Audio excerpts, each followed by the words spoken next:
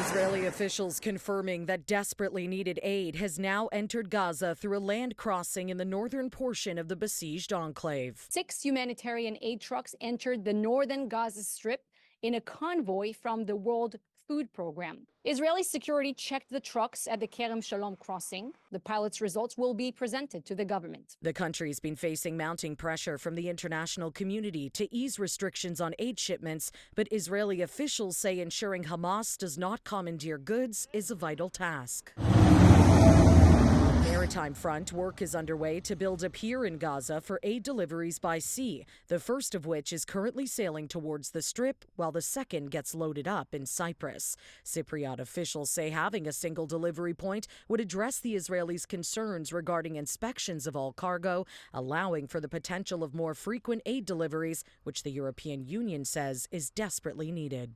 We are facing now a population fighting for their own survival. But this is a humanitarian crisis which is not a natural disaster. It's not a flood. It's not a earthquake.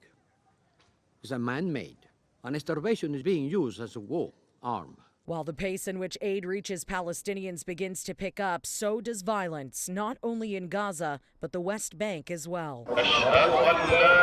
With Ramadan now underway, tensions are already heightened between Muslims and Jews in Jerusalem, who both use Al-Aqsa as a place of worship. But restrictions at the holy site set in place by Israeli police has seen that tension escalate.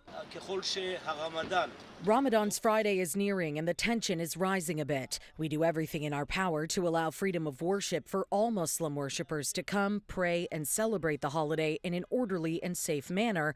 We will do everything we can to allow that while maintaining our forces and Israeli citizens' safety. On Wednesday morning, Israeli forces shot and killed a Palestinian after he stabbed and wounded 2 security personnel at a checkpoint in Jerusalem. 2 men were also killed during an Israeli raid in the northern West Bank city of Jenin.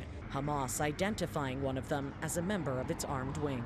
Now, the magnitude of deaths stemming from this war is something UNRWA officials are calling staggering. The agency's commissioner general says more children have been killed since the start of this conflict than globally between the years of 2019 and 2022. For City News, I'm Karling Donoghue.